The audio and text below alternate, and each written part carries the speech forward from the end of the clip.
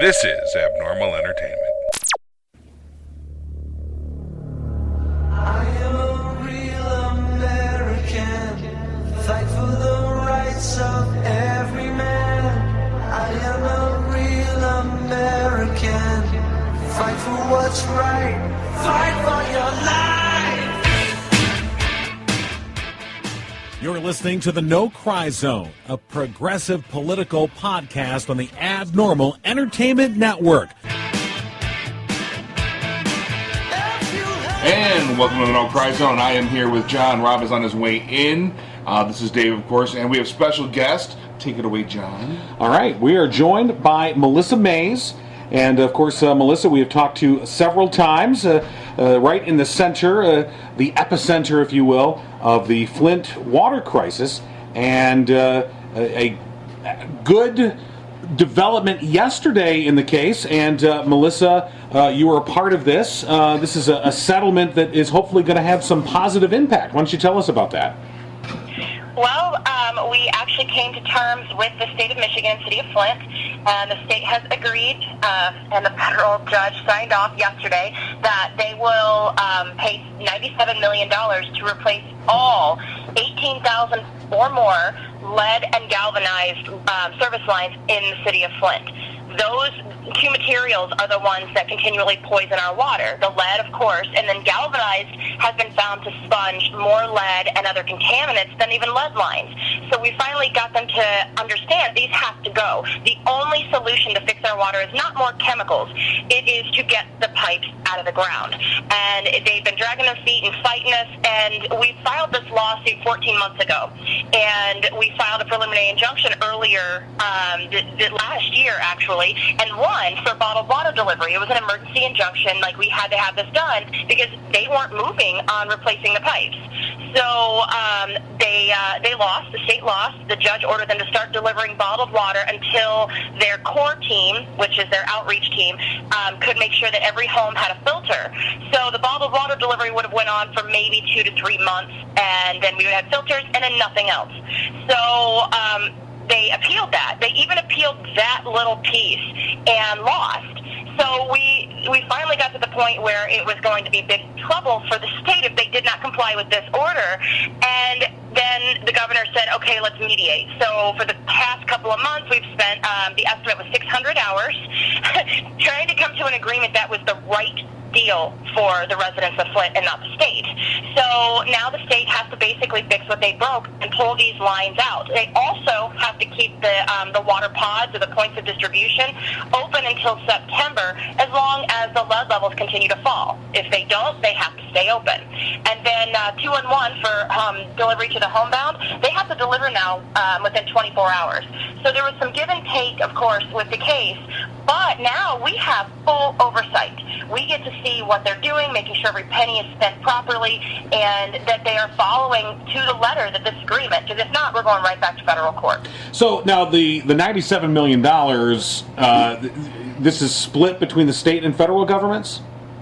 No, people are getting that confused. Okay. Well, I do unfortunately believe that the state is going to use some of the congressional money for their $97 million, which I'm not thrilled about, but it's making sure that congressional money goes towards pipe replacement like it's supposed to. Because as of right now, they want to spend half of that money to upgrade the water treatment plant. And none of us are okay with that because we don't want to use the water treatment plant. We don't want this Tarragone Water Authority pipeline. We want to stay on Detroit with the lower rates. And that's really saying something because our average is about $200 to $300 a month. But where we're at right now, we don't want this experimental pipeline. But, of course, the state's trying to push us ahead because it's, it's a good way to privatize our water. And so they're going to take half of that money because the state gets to decide where the congressional money goes. And so we have little say with that. But the state is supposed to set aside right now $87 million for the 18,000 pipes to be replaced. And if they find more, they also have to set aside a $10 million cushion. So that way, if they do find more lead and galvanized from what they've looked at, then they have to replace that. And if it goes past $97 million, they have to make all best efforts to secure the additional funding because there's no excuses. All the lines have to go. So now this is the result of mediation, like you said. Do you think that the state did the state expect a different outcome? Were they surprised, you think, by this outcome? I do, but I think the biggest surprise was when they lost the preliminary injunction. I don't think they expected Judge Lawson, who is amazing, by the way, to actually tell them that they had to deliver water, that they were not doing enough, because the state and their big PR machine keeps saying that we're doing all we can for Flint residents, and we're over here yelling and screaming going, no. But the thing is we got enough depositions and enough evidence from Flint residents who are suffering so badly and are unable to go pick up water, or it's not enough, it's not good enough, and people are still getting sick, that the judge looked at it and said, this is horrible. I mean, this is horrible. You have to do better for your citizens. Look what you did, and you're not helping them. So I think that the state was surprised, because up until then, they've just been kind of skating by with saying, oh, we'll throw some wet Band-Aids at these problems, and everything will be fine, and we're doing great. Because, of course, the Republican federal government is telling them they're doing a great job, and we're sitting here yelling and screaming and Flint going, no, we're dying, so no, you're not. So I think that was a huge surprise. And then, that was motivation to put pressure on getting this case settled, because this case has been out there for 14 months.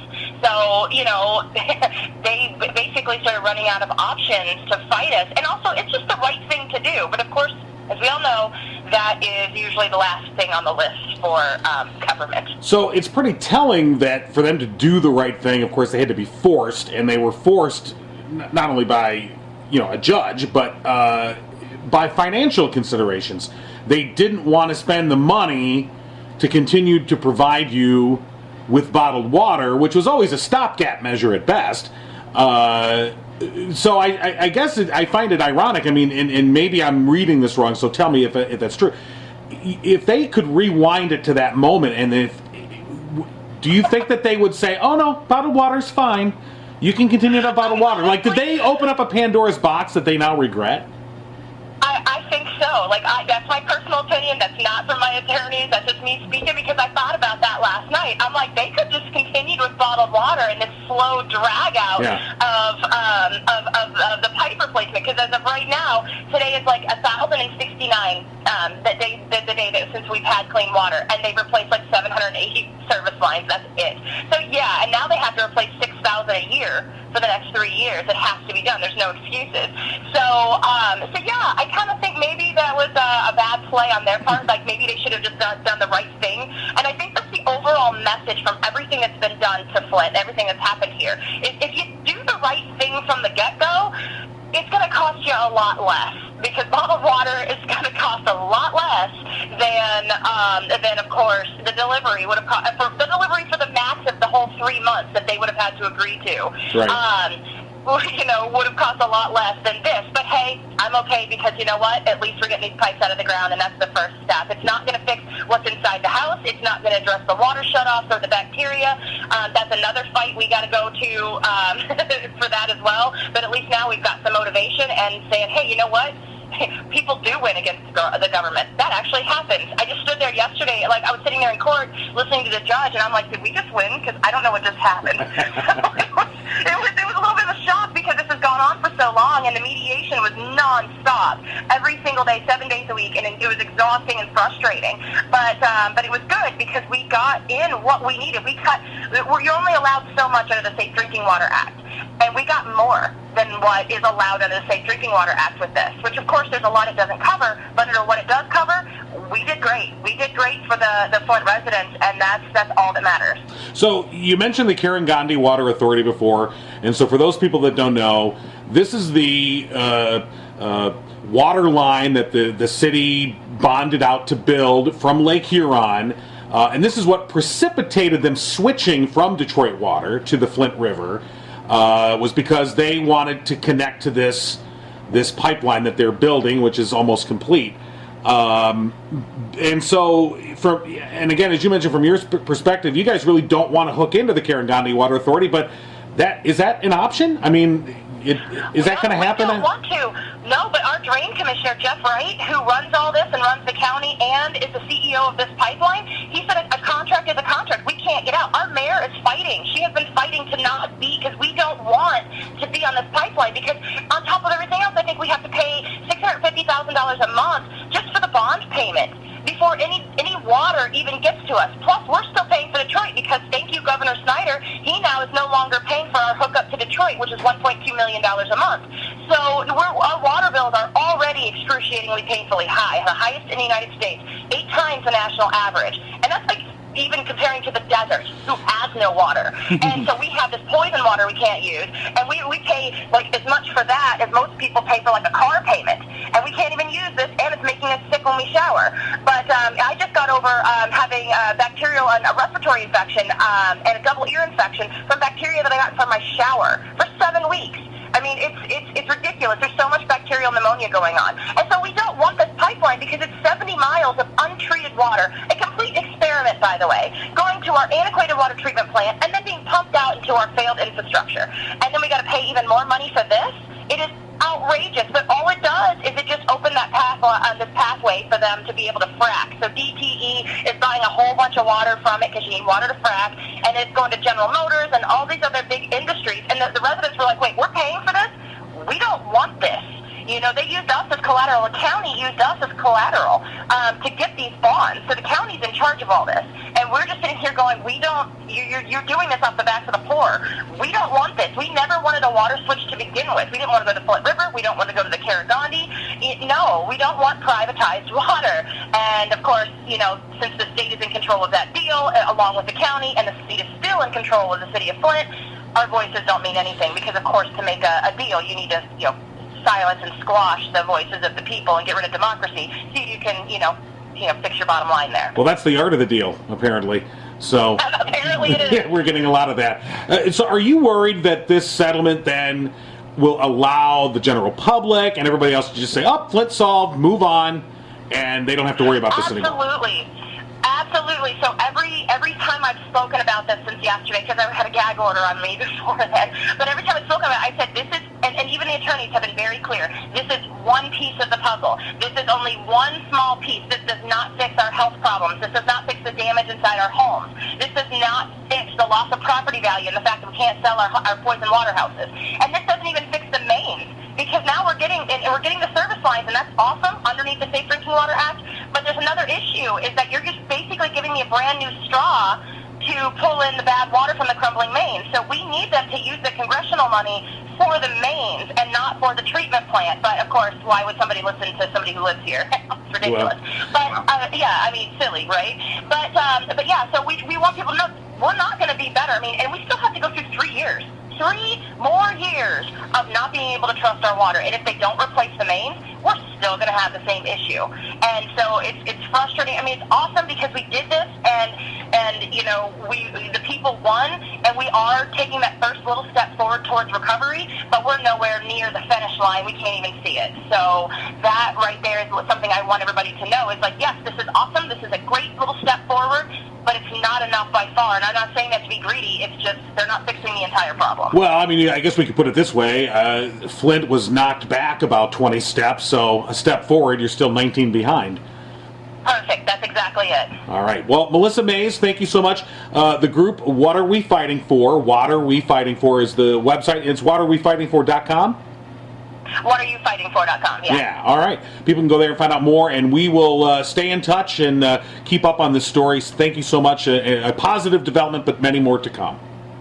Yes, thank you so much. All right, thanks, Melissa. Right. All right. Bye.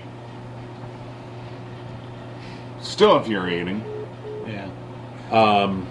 Yeah. Still the typical playbook of anybody who's in trouble of just, you know, walk away and talk. It wasn't me, you know, Oh, yeah. like in Monty Well, you Python. Run away, run away. And the line that you get from conservatives is, why don't they just move? Right. Like, you idiots. If people could, they would. Dude, you don't think they would? If it was possible for someone to move away from water that poisons them, to move away. Well, it was like, you know, it's funny that that's a policy talking point for them now. You know, if I remember back when Sam Kinison used to have the joke about people starving in Africa and they were living in the desert, and he used to say, you know, see, this is, and it was joking. It was a joke.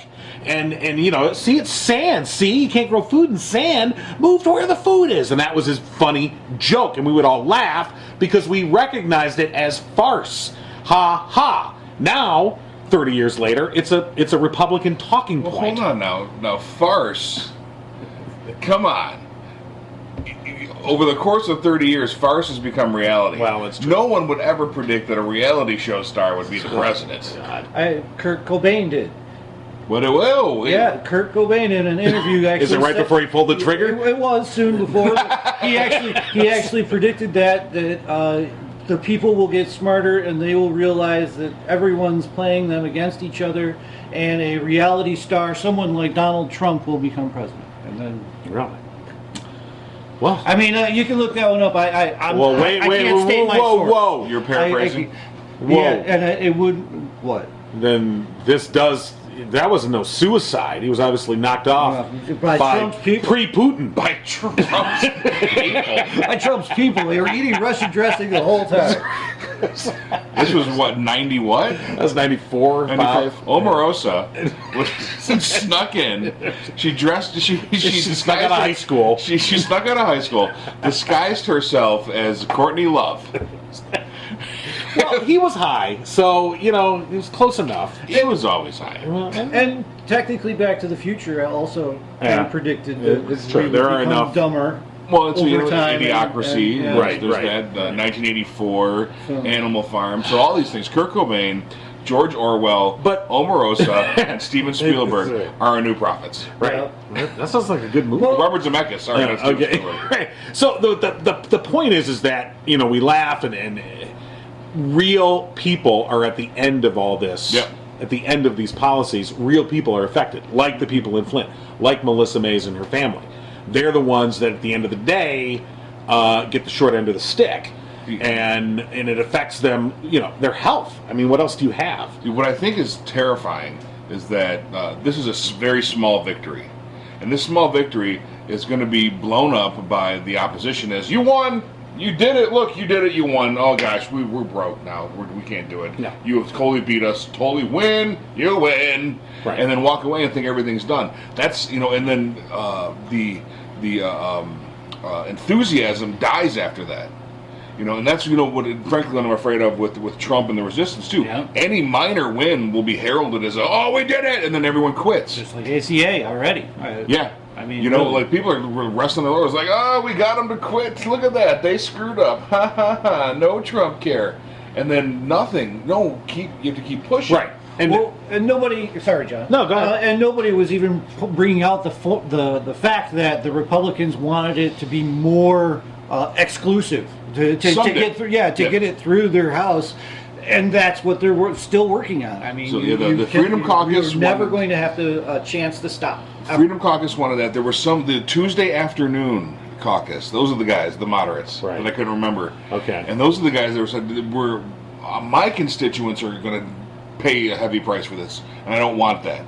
Freedom Caucus, not draconian enough. Exactly. And so that's where the separation was. I mean, admittedly, there's like 7 Tuesday afternoon caucus.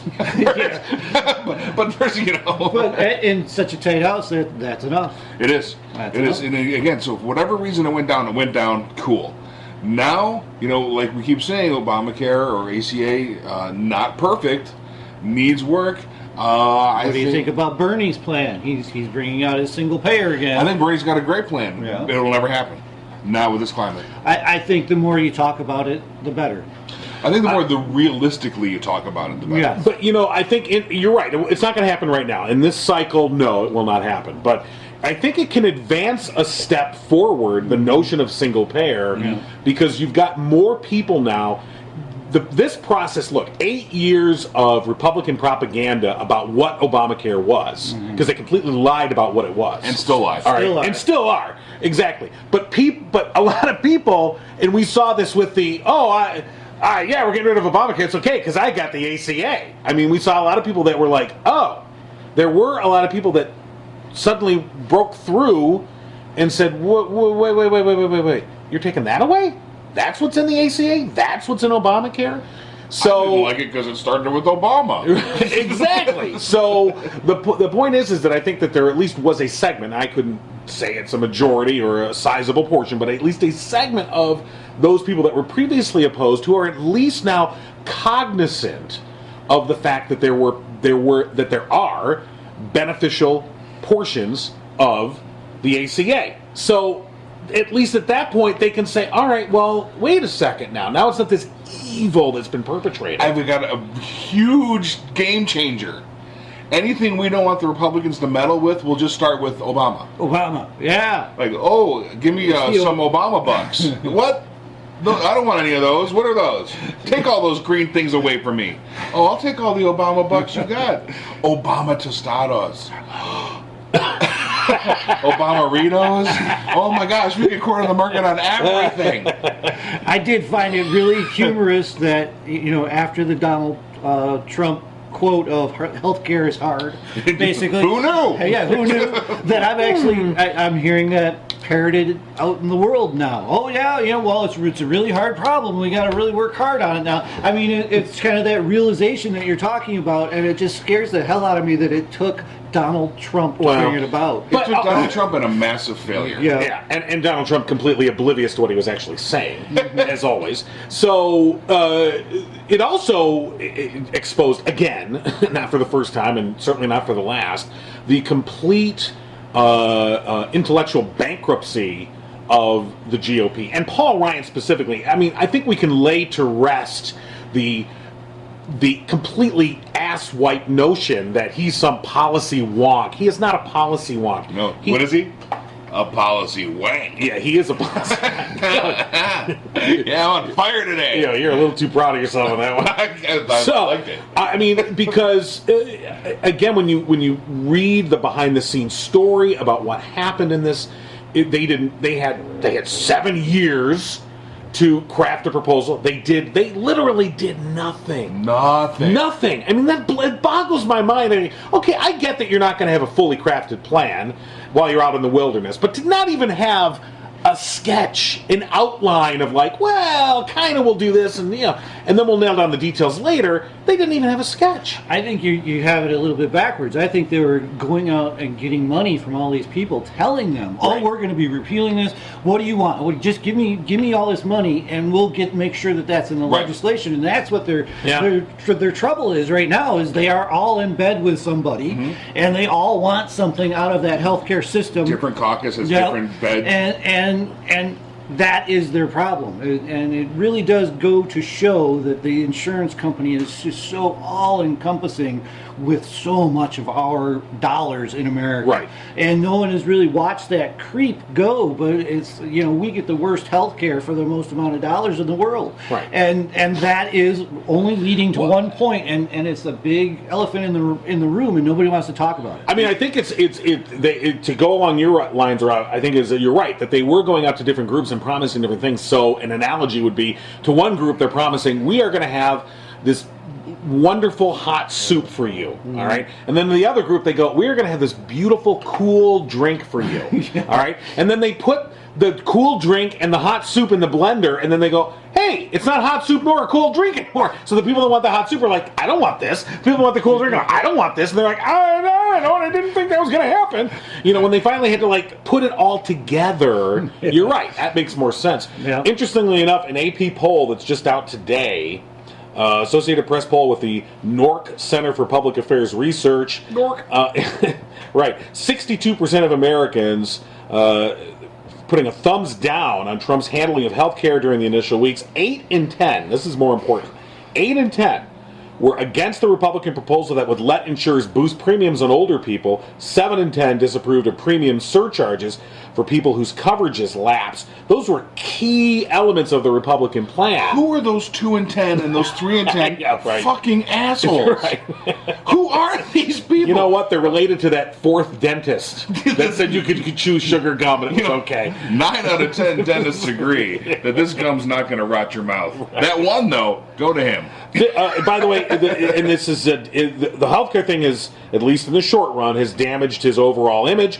58% now disapprove of his overall performance as president. 58? 58%. That's a 58 negative.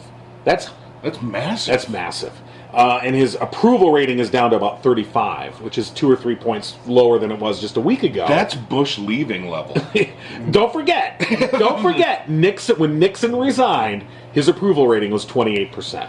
Oh, hopefully we can get there. So you're always going to have 28% that are just no matter what they're with you. What was W? I'll look up W's. Yeah. Exit. Okay. So it's having an effect in the short term, but as was stated earlier, there is a concern now that people will go, oh, good, well, phew. Well, that's all. You don't have to worry about that anymore. And you're like, well, goes back to the messaging. Still, it really does. We do need excellent communicators telling people what the ACA was. I mean, I still don't know that the Democrats know. They do. They just don't communicate it. Yeah, or they don't want to stand behind it because there's so much negative. But I still think that our messaging on the left is very piss poor. The only thing I've gotten so far out of Perez or the other guy is organize, and that still doesn't tell anybody what we're going for. And I still think that is highly important. Okay. Bush's lowest was at 29 at one point. That was in December of 2008. Exit in January of 2009, 34% approve.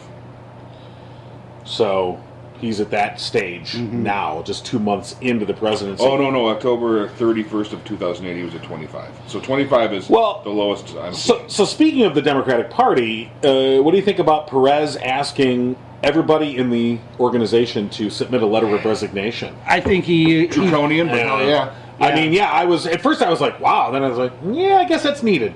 We got a clean house, man. Yeah. I think you should still change locations too. I would love them to get back in the Rust Belt somewhere and actually put up on the plus their side, it's a new location to all the new employees. Yeah, well, but to put up their operation right in the middle of where they lost seems like the thing to do to me.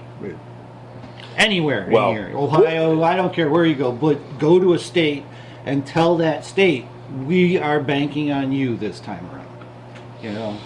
Right, and we'll find out in the next few weeks. Obviously, these letters are supposed to be dated April 15th, and then they'll announce a new structure weeks after that. Right. So we'll see how this structures out, but it is a good first step. You're right, because whatever the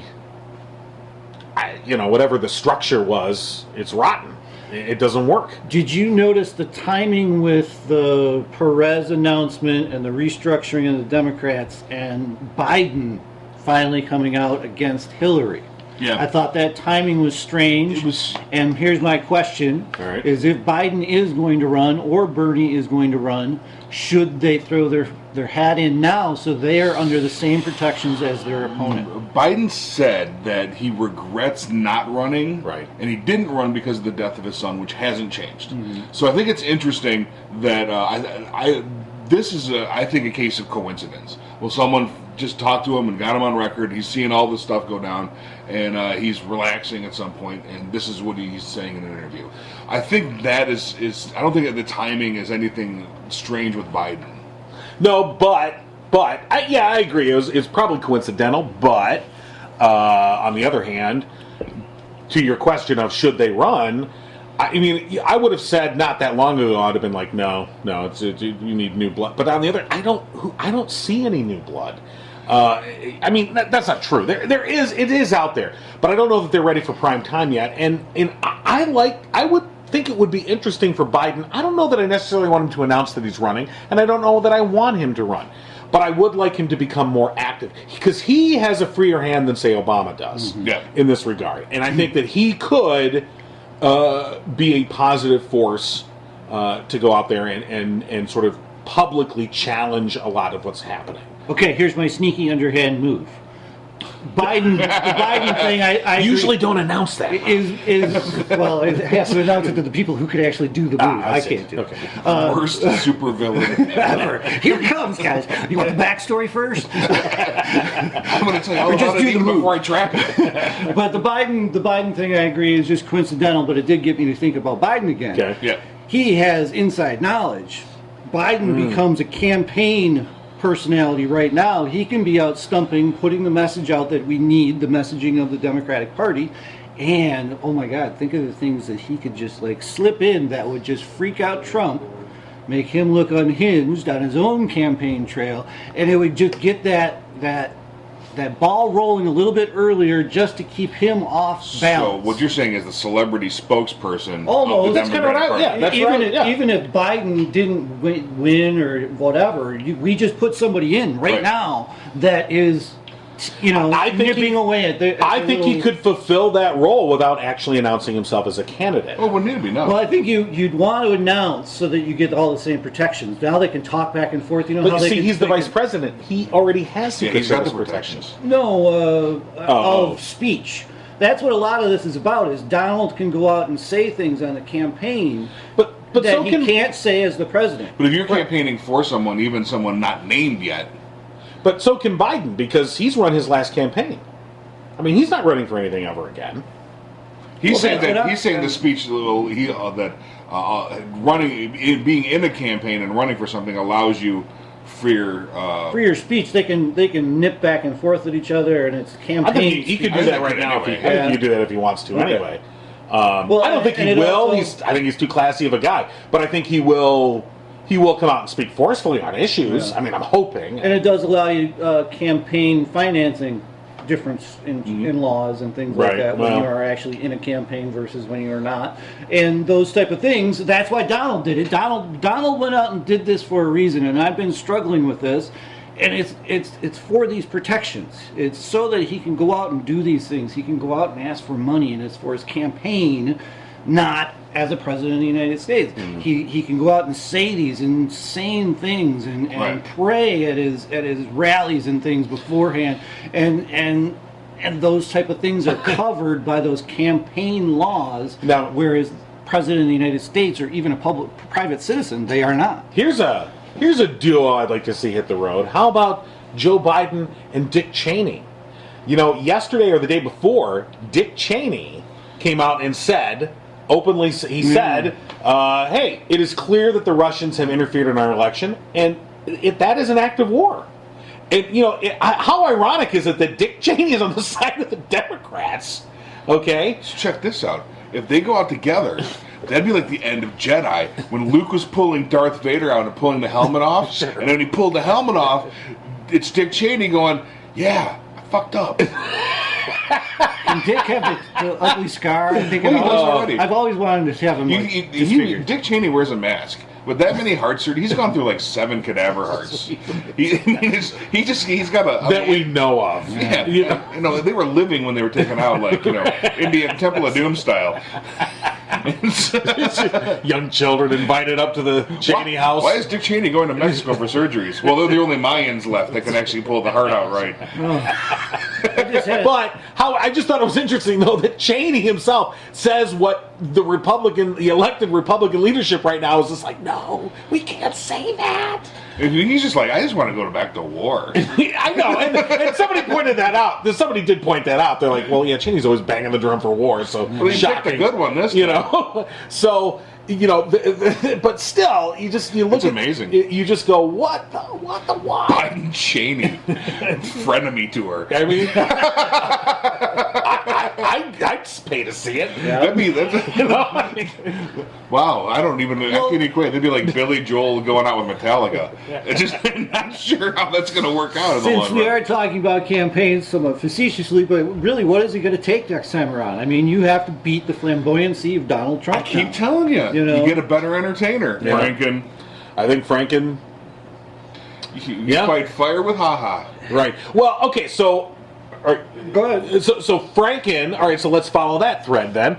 So Franken has gotten a lot of play in the last week because of his questioning of Gorsuch. And now the Gorsuch nomination's on hold temporarily. They're going to vote on it next week. They were going to vote on it a couple days Still ago. and filibustering. They got a week delay. So reportedly, the Republicans don't have the votes for the nuclear option in the Senate. In other words, so right now to confirm a Supreme Court nominee, you need a 2/3 majority. All right, and they don't have the votes to just 2/3 put Gorsuch on the bench. So because reportedly if all the Democrats vote no, well then it's dead right there. Plus there's a couple of Republicans that are like, But even if all the Republicans go yes, it's a 52-48, that's not enough to get on the bench. So they would exercise what's called the nuclear option, the Republican leadership in the Senate, and they would simply do away with the 2/3 rule and just say a simple majority will put you on the bench. Okay, so I've said this in the past, I'll say it again. Frankly, I see that as a good development. I think you should have majority rules. I don't like the 2/3 rules. I think those have been rules that have been used not in a good way through the years. But putting that to the side, they don't even have the votes to do the nuclear option, because the nuclear option, apparently, if I'm reading this right, that also needs a 2/3 majority to go into effect. And there are a lot of senators on the Republicans that are like, no. So the Gorsuch nomination is not assured. It's likely, but it's not assured. And if the Democrats play their cards right, in other words, they play hardball here, they can derail this nomination. And I think Al Franken, his questioning of Gorsuch on that one case, and I've seen it make the rounds and it's gone viral, is, I think, very telling of the kind of guy he can be, which is, there's just a little bit of humor, like the tip of the spear has a little bit of humor on it, and then the rest is spear. All right, so, okay, so you're getting stabbed, and you go, ha ha, and then the next thing you know, there's a spear through your chest. All right, so unless you're a corporation. I mean, if you're a corporation, then you're all for it. Well, yeah, So I'm saying Franken. Oh, Franken. Oh. Yeah. Okay. I'm saying Franken's. There's nothing funny about Gorsuch. So, there is. Go ahead. Yeah. No. Anyway, so I think that Franken's future viability as a presidential candidate, it'll be interesting to see how it proceeds with the Gorsuch nomination. Because if they can derail Gorsuch, I think he gets a large piece of the credit for that. There's a lot more to be done to derail it, but that could propel him forward. I think just being an SNL alumni that vexes the current president so much is enough. Right. He's got to, but Franken has to walk a fine line, and he's done a great job. That's why you bring him up. He more or less abandoned his comedy chops when he became a U.S. senator. Like, he actually respected the office and was like, I'm a U.S. senator now. I can't be out there making shtick, And so I suspect that you're never going to see Al Franken hosting Saturday Night Live, or I just don't see that happening. I think he's smarter than that, at least at this stage, to do that. But he's still, like I said, he retains the wit, but he uses it in a much smarter way now. It's not so much dun-dun-dun-dun-dun, hey. It's it's very it's TV lawyer wit. It can be. I mean, it's not punchline humor. It's very sly, and it can be very it can be acidic. It's an acidic humor in a way. What about Frank and Palin for the comedy tour? I'd just like to see that as a wrestling match. This is Cheney Biden. Same thing. Okay. Frank and Palin. The undercard. I think Franken could go far. He is the epitome of what we all hope for. He is just a comedian who went, and he's taking his job seriously to uphold the laws for the rest of us.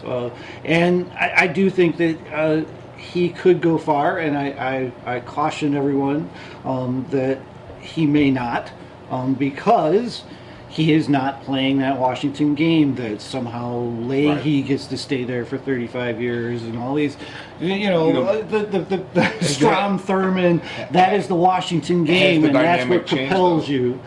He does have the dynamic change. And, but has it changed? Has the dynamic changed? I think they're still struggling to keep that. That's what's at war right now, is the people who are truly in power. Have constant different people. One of the only good things about Trump is he's and Bannon. They're taking down the administrative state, right? Breaking it down piece by piece and setting new precedent with fascism on one side, but on the other side, it could be a whole brand new opening. And speaking of Leahy, he is the one Democrat that I've heard come out saying that we shouldn't filibuster. So if you are voting for Leahy, please stop it for the rest of us. Well, I voted for Leahy for the past 35 years, so I'm not going to stop now. Yeah. He's done right by me. Look at my trailer with no heat. And, going back to message, let's tip off with the Russia Nunes saga. Yes, let's get to that. That blew up after we got done recording last week.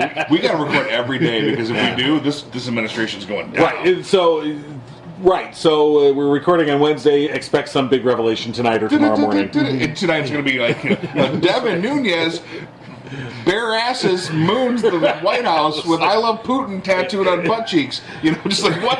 Right. So, all right. So here's so a quick recap on Nunes. So, chair of the House Intelligence Committee, also a major player in the Trump transition team. Yeah. Lest we forget, he didn't let us forget. No, he should have. Yeah, he should have. So, of course, Trump is facing this increasing pressure over his his tweeted lie that he was wiretapped by Obama. And the pressure is increasing on that. And, of course, that reached maximum, when Comey and the Admiral Rogers testified in front of Congress and said, yeah, we got nothing on that. There's just nothing to it. And it was reaching maximum, political intensity that you're a liar. And so Nunes runs to the White House. It holds a press conference and basically says, "Well, you know what? A confidential source tells me that in fact they were not the target of the wiretap, but they may have been picked up in incidental conversations with Russians." Now, of course, that begs the question: what the fuck are they talking to the Russians anyway for? Even if it's incidental, who cares? But okay, so that relieves, and so the Republicans use this, Trump, and they use this as, they go, "Oh, see, told you, oh, phew, I was right." And Fox News and Breitbart, as expected, immediately say, he wasn't lying, it's all true. Their shock troops, their minions go, "Oh, see, that was true." And they still are out there going, "Oh, see, it was true." And when, of course, it wasn't. So we then come to find out that because the Democratic head of that, the ranking member of the committee, Adam Schiff, the lead Democrat on the Intelligence Committee, says, first of all, he never consulted any of us on the committee. That's standard procedure. All right. Second of all, why is the head of an investigative committee going to brief the target of a committee's investigation? What is that about? All right. Excuse me. That's incorrect. That is not how you do that. So Nunes apologizes. He goes, "Yeah, you know what? I kind of made a mistake. Sorry." And honestly, I was shocked that it seemed like it was beginning to die down. Okay? That it was like, people were like, "Well, he said he's sorry." Like, oh, okay. What the fuck? All right?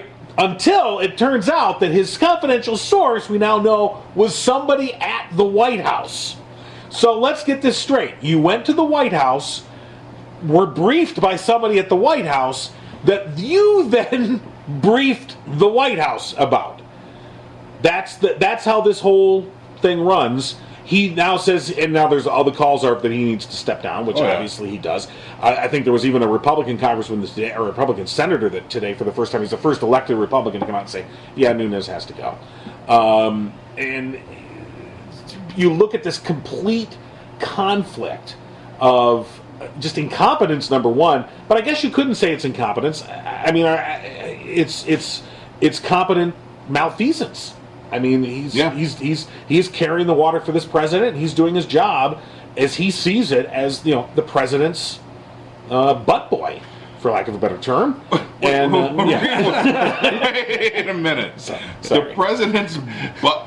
Well, what is the job duty of the butt boy, John? I think we've just defined it. Did anybody see Colbert's drawing on Late Night? Yes. Oh, that was great. They put Nunes right up the ass. Right. So how far does this probe go? Right. Right. Right. So, all right. So, discuss. I want to go back to my messaging as we were talking about this with the Flint, is they are expecting us to be mossed to this light at night on Nunes and not putting together. He has said over and over and over, and all his other people have said over and over, we don't have any connections, and we know that to be false now. Right.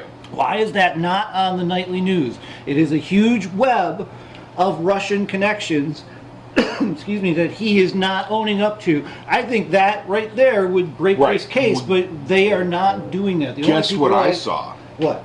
I was walking through the home the other day, and Captain Daytime TV was watching TV, and the television was on, like it is all day long in my house, and it was the 5 o'clock or 6 o'clock, something like that news. NBC, nightly news, going over the Nunez Russian connections, the what's going on. I'm like, and I was surprised, and I went, "Hey, Look at that. It hit the mainstream. Yeah. It's not just the A block on Maddow anymore, who's been doing a wonderful job, Yeah. connecting some bits and pieces on her show." Well, The New Yorker. Okay, and you know what? The same with Scott Pelley on CBS Evening News.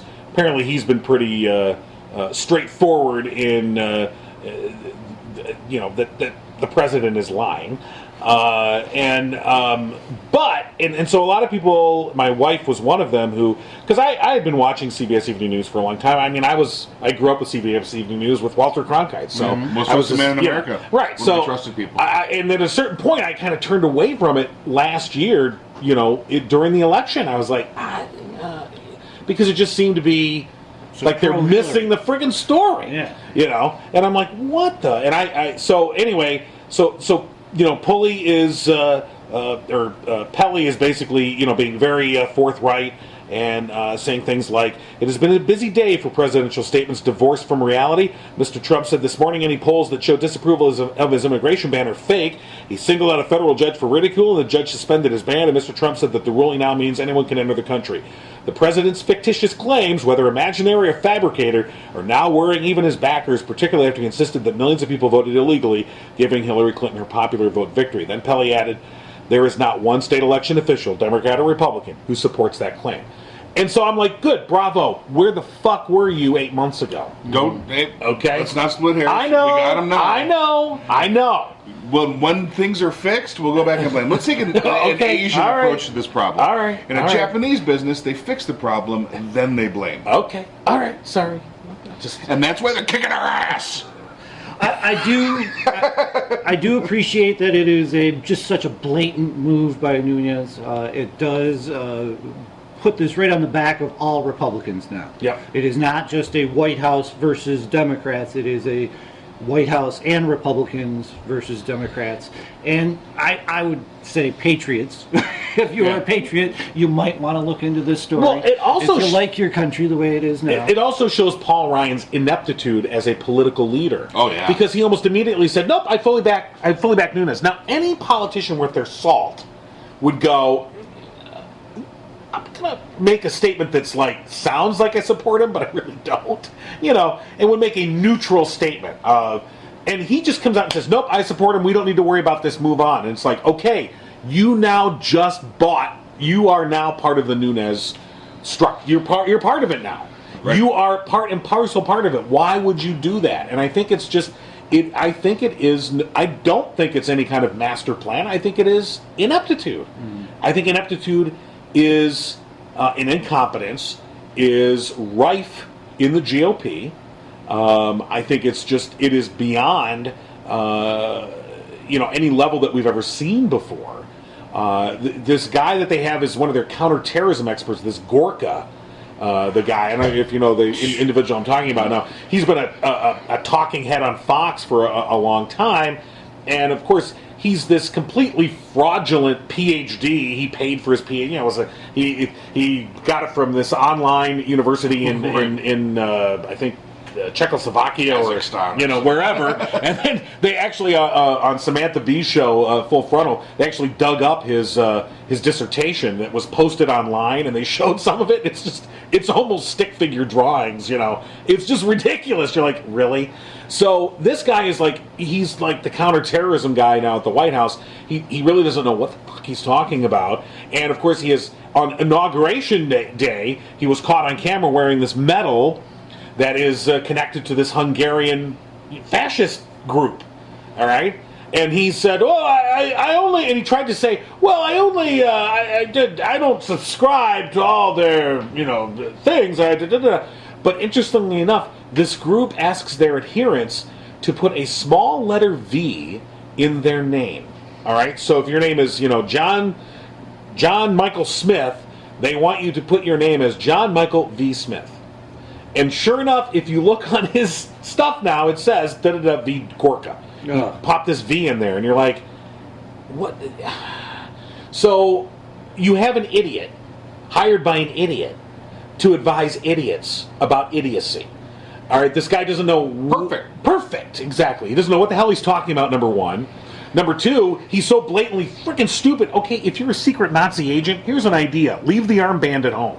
All right, okay? That's just my tip to you. I would probably rethink your mustache choice. Right, if you were a secret Nazi Okay, agent. Wait. Is that kind of like not telling you that this is my secret plan? Yeah, exactly. Okay. If you're a Nazi, if you're a Nazi and you hear a boot click, you really have to prevent yourself from giving the salute. Right. No,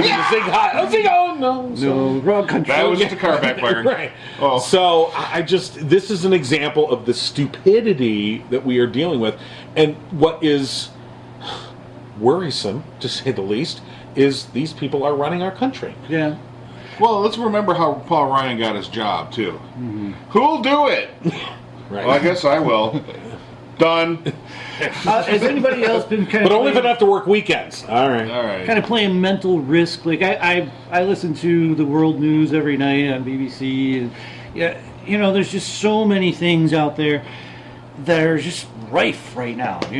So there's got to be people out there that are giving the marching orders. The marching orders are coming from the money, right? It's always the way it comes. So in America, the money was actually Russia in this time. Can we, really, the Ukraine pipeline, 0.5% of that, 90% going that's somewhere else. that's the goal, is to give this Russia a new look on the world, fighting Germany. I don't even see Trump as. So you're talking about the idiots.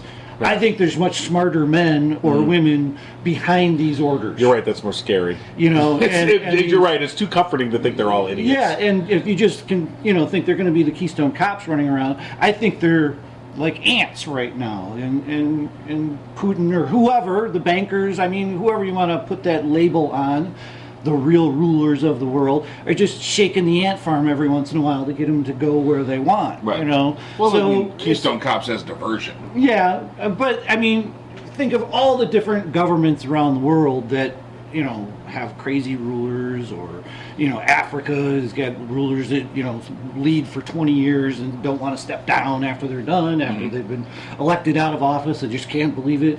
So I said no. Yeah, I just said We no. elected someone else. No. Yeah. It's like breaking up with someone. I'm going to break up with you. No. And if you think about it more of like a risk, we all played Risk as a kid. How to gain all those resources, because that's what it all is to these rich people, is resources. Well, if this is Risk, then we should take over Australia, because So- there's only one way in.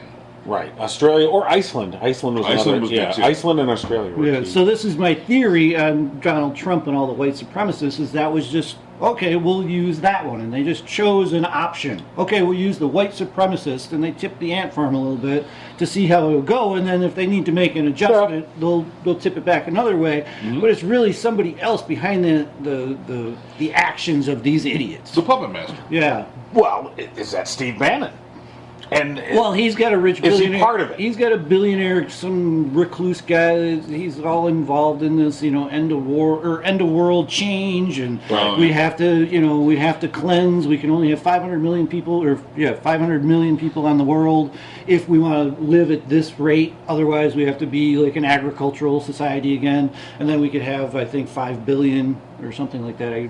Don't fact check my numbers, but I do know that there's got to be a huge, in this guy's world, there's got to be a huge depopulation for them to get to the point where they want to be. He's a Bond villain. Somewhat. I don't think they. Check for earlobes. Rockefeller was the same way. Anonymous just did a weird thing in New York against Rockefeller, and Rockefeller's, he was the same way. There's this whole one world order crap, and you got the Stones out in Kansas somewhere. The Bilderbergers. The Bilderbergers and all these blah, blah. And I don't know anything about that, but I do know that there's a lot of rich people in these groups. Yeah. And the rich people usually get what they want. So you have to somewhat have to jump into their world to see what is turning their clock. I think actually figuring out what they want is the hard part. Because we can speculate. Oh, they want the population to decrease. Very few of them come out like that guy. Right. Oh, yeah. You're saying it was like, we got to kill half the planet. Okay. I had a really rich customer one time. He just came in and did his thing and leave. Didn't care what the price was. I loved him. He was a great guy. He would always talk with me. And he said, Rob, when I was young, I always wanted to be rich and famous. And I figured out I didn't want to be famous anymore.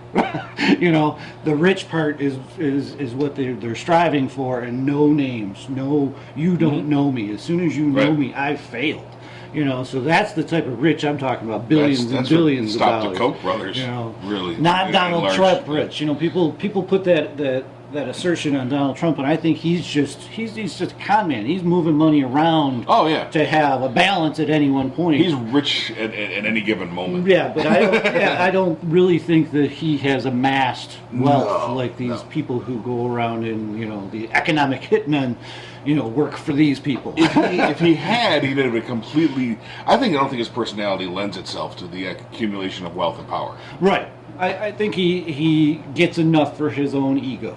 What he perceives power is. Right. Because really, he's a puppet. Well, he's being run by someone. It's obviously a strength, authoritative thing, all the little, you can kind of pull that out. Look at all my minions. It's like the janitor with all the keys. Yeah. The guy with the most keys usually has the least power. Mm-hmm. Right. And the one who's talking the toughest is usually the one that'll run the first. Right. So, those type of people, kind of like Spicer nowadays. He's just talking tough. I'm talking tough. That means I'm serious, and it doesn't lend well to that risk mentality that I'm talking about for this. Spicer's a weird thing, and I guess I meant to say that. In so much. I don't think there's more of the face of the abject failure of the administration so far than this guy. Mm-hmm. How did he make it this far in Trump's world? I almost feel like it's the same thing for Paul, that Paul Ryan became the speaker. Like nobody else. Oh yeah, any kind of media professional was like, no. And he's supposed to have a helper too, but he didn't have that for like the first 6 weeks. I think they do now have somebody under him that helps him, but he was running the whole department, because I really do think that people realize what they're going to have to do for Donald Trump, right? As press secretary. You're going to sell your soul. Yeah, and I don't know. And bark at people and lie. So the guy you were talking about was Robert Mercer. Is that the guy that's bankrolling Trump? He's bankrolling. No, Bannon. Bannon, but also Trump. Yeah, this internet billionaire. Robert Mercer. That's interesting. Anyway. Yeah, and Bannon, that's where he got a lot of his mentoring from Goldman Sachs and all through his life. There's some odd interviews out there with Bannon. I kind of went down some holes with Bannon. There are some. And Robert Mercer, he's a reclusive computer scientist. He was Trump's single biggest donor. He started backing Ted Cruz. When he fell out of the presidential race, he threw his money, $13.5 million, behind the Trump campaign. But he had already got Breitbart up and running, right, and had pushed Bannon forward when Andrew Breitbart died. Mm-hmm. So interesting, this guy Mercer. Yeah, and that's what I'm talking about. Is I do think that the democratic process that used to be in place maybe 40 years ago in America was the opposition force to great wealth of billionaires just running around the world doing whatever they wanted. I think they still did it. They were just a little quieter. You had to pay the man. It was like the United States was the mafia, and if you did something completely horrific, the United States would come after you. If you were out there doing genocide or something like that, they would at least talk strongly about you with the UN. Let's just say that. They would be against you. They would be your opposition force, and it would be the only one, really. It's the only government in the world that has that kind of power, I think, of oversight of, genocide or oversight of human rights violations. Chemical weapons, those type of things. China was not going to go in there and take care of that. That's what America was, and now I think that has been somewhat reversed. Is that battle is always going on. And Crash of 2016, we'll tell you more about the battle. But it's that oligarchs, I guess would be a good word. Oligarchs versus democracy versus people struggle that goes on forever, and I think they have a very big upper hand right now. Oh, yeah. And they love us running around chasing Nunez versus, well, wait a minute, let's put this all out on the chalkboard and draw the lines just like the FBI would do, Right. and map this out and see if any of this is holding water. And then you would people are, immediately go, oh, well, The I think that's starting. Yeah. Some people already have it up and running. You know, the Madhouse have it up and running. I think the nightly newses are starting to put things together. There's so much smoke all over the place Right. that now, you know, they're sensing ratings. yeah, And that's the best part. Once these guys can sense ratings, well, then now we'll go after them. yeah. So that's cool.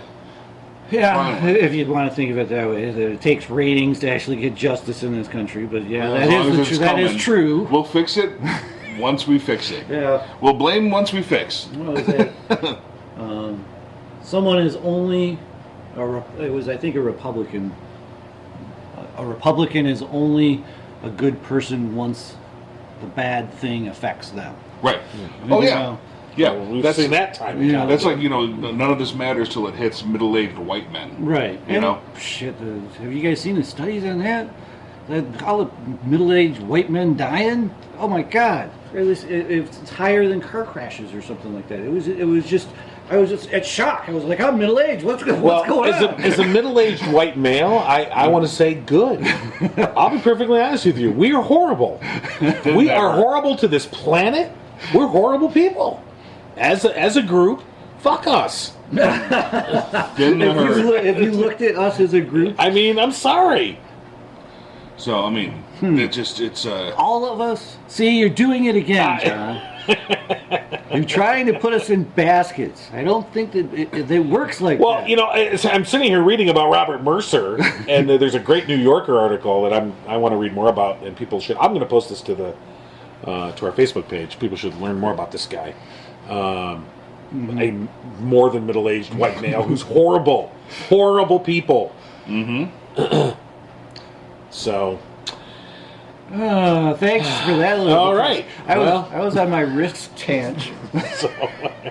Well, the world's coming to an end. well, at least mine is, because John's going to start with what's right in front of us. He's going to kill Rob and I. Not going to take himself out. No, there's too much work to be done. God, that hurt. That's what we need. Is like, you know, some ex Holocaust Nazi hunters just to go after middle-aged white men, like blow up Culver's. You know, sit in a parking lot of a Red Lobster and just start picking off guys.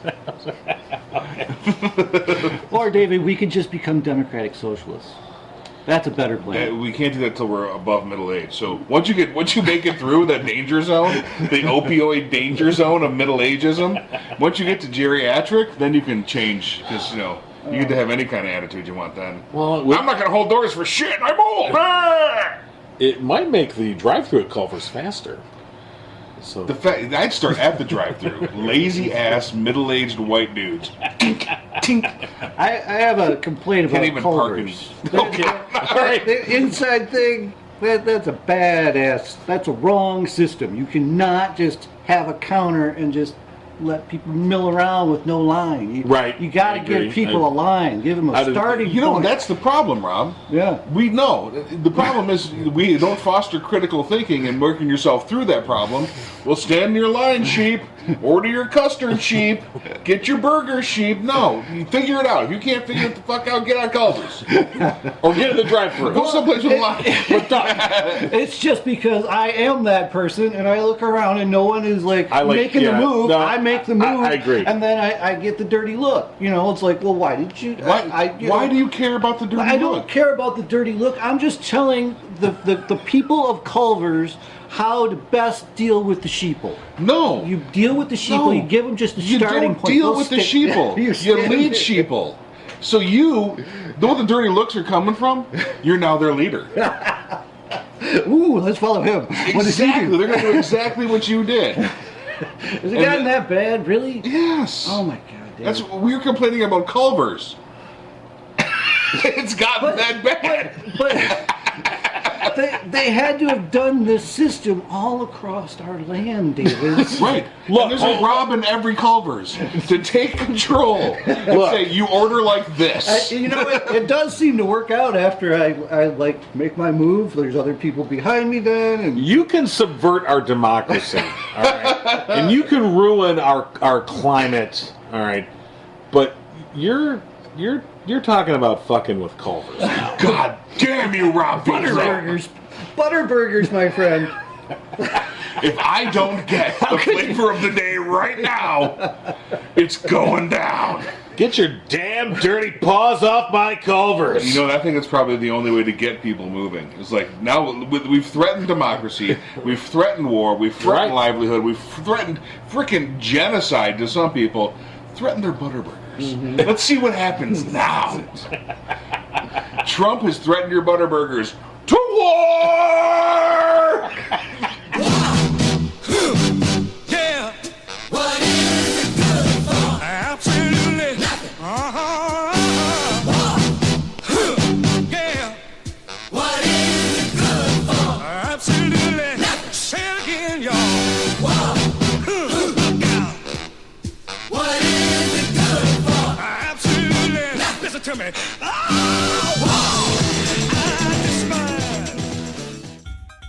Don't have time to grocery shop? Let Shipt do it for you. Shipt lets you put in your order and brings your groceries to your door in as little as an hour. All you have to do is sign up at shipt.com and enter the membership code ABNORMAL, and you'll get $10 in free groceries on your first order. Save time, get what you need, and leave the shopping to Shipt. There is nothing like watching a movie on the big screen, and with MoviePass, you can see unlimited movies every month from Abnormal Entertainment. Head to abnormalentertainment.com and click on the MoviePass banner to get your first month free. And after that, it's only $30 a month to see unlimited movies, even on opening day. Go as many times as you want. Have a blast with MoviePass and abnormalentertainment.com.